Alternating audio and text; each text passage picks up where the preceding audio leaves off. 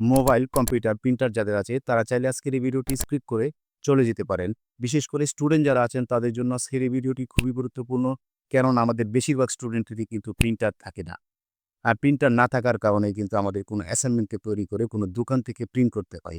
আর দোকান থেকে প্রিন্ট করার সময় কিন্তু সমস্যার সম্মুখীন হতে হয়। বিশেষ করে ফন্টের সমস্যা এবং আমরা যে স্টাইল দিতে লেগেছি হয়তোবা সেই স্টাইলটি ঠিক থাকছে না।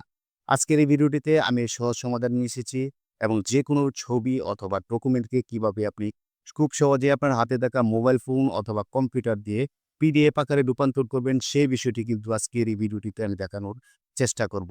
সেজন্য আমি আপনাদেরকে আমার কম্পিউটার স্ক্রিনে নিয়ে যাচ্ছি। তো চলুন শুরু করা যাক। এটা এরিয়া 360 আমার পেজ আর চ্যানেল। নতুন কিছু জানতে ফলো করুন আর সাবস্ক্রাইব করতে ভুলবেন না। ওকে, আমি আমার কম্পিউটারে প্রবেশ করেছি। এখান থেকে আমি একটি ডকুমেন্ট আগে থেকে তৈরি করে রেখেছি। আমি এটিকে ওপেন করে নিলাম। এই ডকুমেন্টটি যদি আমি প্রিন্ট করতে চাই তাহলে সবার প্রথমে আমাকে এটিকে সেভ করে একটি পেন ড্রাইভে করে নিয়ে কোনো দোকানের কাছে যেতে হবে। কারণ আমার কাছে কোনো প্রিন্টার নেই। তাই এটিকে সেভ করার জন্য এটিকে আমরা নরমালি সেভ করব না। এটিকে আমরা পিডিএফ আকারে সেভ করে নেব। তো পিডিএফ আকারে সেভ করলে আপনার যেই সুবিধাটা হবে, আপনি যে ফন্টে লিখেছেন সেই ফন্টে কিন্তু এটি পিডিএফ আকারে সেভ হবে। আপনার এটি কোনো জায়গায় ভাঙার কোনো সম্ভাবনা থাকবে না বা আপনার লেখার যে স্টাইল আছে সেই স্টাইলটাও কিন্তু চেঞ্জ হওয়ার কোনো সম্ভাবনা থাকবে না। তাই এটিকে আমি পিডিএফ আকারে সেভ করে নেব। এজন্য প্রথমে আপনাকে যে কাজটি করতে হবে, ফাইলের উপর ক্লিক করতে হবে, সেভ এজে ক্লিক করতে হবে। এখান থেকে আপনি যেখানে সেভ করতে চাচ্ছেন সেই ফাইলটিকে আপনাকে সিলেক্ট করতে হবে। আমি যেহেতু ডেস্কটপের উপর সেভ করব তাই এটিকে আমি ডেস্কটপ সিলেক্ট করে দিচ্ছি। ডেস্কটপের উপর সিলেক্ট করে আমার নামটা আমি এখানে বসিয়ে দিব। আমি রিদান নাম লিখে এটি থেকে আমি অন লিখে দিলাম। এবং এখানে দেখতে পাচ্ছেন ওয়ার্ড ডকুমেন্ট নামে এটি সেভ হবে। আমি এটিকে এখান থেকে অ্যারো চিহ্নতে ক্লিক করে আমি এটাকে পিডিএফ আকারে সেভ করার জন্য পিডিএফ লেখার উপর ক্লিক করে দিব। এবার এখান থেকে আমি সেভ করে দিলেই আপনি দেখতে পাবেন এটি পিডিএফ আকারে সেভ হয়ে আমার সামনে ওপেন হয়েছে। এখন যদি আমি এটাকে কোনো দোকান থেকে প্রিন্ট করি তাহলে আমার ফন্ট ভেঙে যাওয়ার কোনো প্রকার সম্ভাবনা থাকবে না। ওকে, এখন আমি আপনাদের দেখাবো আসলে কোনো ডকুমেন্ট বা ছবিকে কিভাবে পিডিএফ আকারে রূপান্তর করবেন। তো আমার এখানে আগে থেকে স্ক্যান করে রাখা জেপিজি আকারে আগে থেকেই সেভ করে রেখেছিলাম। এখন এই জেপিজি আকারে ডকুমেন্টগুলোকে আমি আমার কম্পিউটারের সাহায্যে কিভাবে পিডিএফ ফাইল করতে হয় সেটি আপনাদের দেখাবো। যে ফাইলগুলাকে আমি পিডিএফ আকারে সেভ করতে যাচ্ছি সেই ফাইলগুলাকে একসাথে মার্ক করে নিচ্ছি। মার্ক করার পর এখান থেকে মাউসের রাইট বাটন ক্লিক করে আপনাকে প্রিন্ট অপশনে যেতে হবে। এই প্রিন্ট অপশনে ক্লিক করার পর আপনি এখানে দেখতে পাবেন এরকম একটি আপনার পেজ ওপেন হয়েছে। এই পেজটিতে আপনি এই জায়গায় অ্যারো চিহ্নর উপর ক্লিক করে যে মাইক্রোসফট প্রিন্ট টু পিডিএফ যে অপশনটি আছে এই অপশনটির উপর ক্লিক করে দিবেন। আপনাদের এখানে অন্য জায়গায় থাকতে পারে, আপনারা এটার উপর ক্লিক করে দিবেন। আমি এখানে ক্লিক করে দিচ্ছি।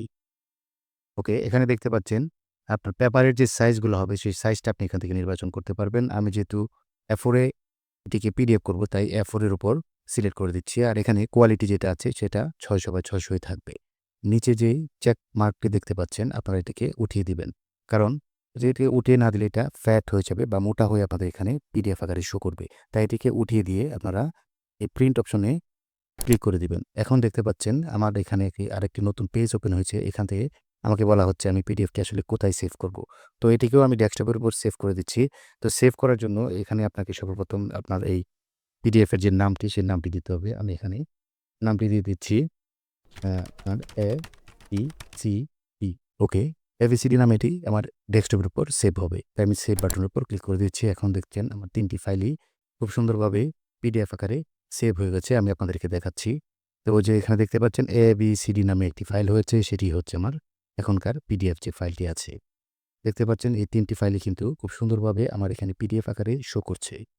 ওকে, এখন আমি আপনাদের দেখাবো কিভাবে ওয়েবসাইট ব্যবহার করে কোনো ডকুমেন্টকে পিডিএফ আকারে রূপান্তর করা যায়, যেটি আপনি চাইলে আপনার মোবাইল থেকেও করতে পারবেন। এজন্য আপনি যেকোনো একটি ব্রাউজারের ভিতর প্রবেশ করবেন। আমি এখানে ক্রোম ব্রাউজারটি সিলেক্ট করে দিচ্ছি।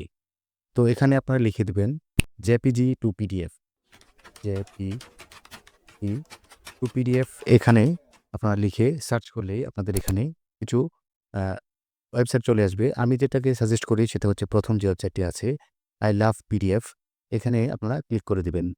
এখানে আপনারা দেখতে পাচ্ছেন সিলেক্ট জেপিজি ইমেজ। এটার উপর আপনারা ক্লিক করে দিবেন। এখানে ক্লিক করার পর আপনাদের যে ফাইলগুলো আছে সেই ফাইলগুলো যেখানে আছে সেটার ভিতর প্রবেশ করবেন। আমার এখানে ডিডিডির ভিতর আছে এই ফাইলটি। তাই আমি সবগুলা ফাইলকে সিলেক্ট করে এখানে ওপেনের উপর ক্লিক করে দিচ্ছি। এবার নিচে থাকা কনভার্ট টু পিডিএফ এই লেখাটির উপর ক্লিক করে দিব। এখানে আপনারা দেখতে পাচ্ছেন ডাউনলোড পিডিএফ নামে একটি অপশন চলে এসেছে। এই ডাউনলোড পিডিএফ এর উপর ক্লিক করে দিবেন।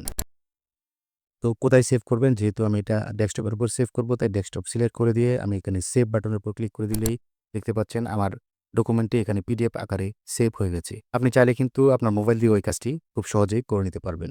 আর এরকম টেকনোলজি বিষয়ক সমস্যার সমাধান পেতে আমার পেজটিকে অবশ্যই ফলো করে রাখবেন। আর যারা ইউটিউব থেকে দেখছেন তারা আমার চ্যানেলটিকে সাবস্ক্রাইব করে রাখবেন। ধন্যবাদ সবাইকে। ভালো থাকবেন, সুস্থ থাকবেন। দেখা হবে নতুন কোনো পর্বের নতুন কোনো ভিডিওতে।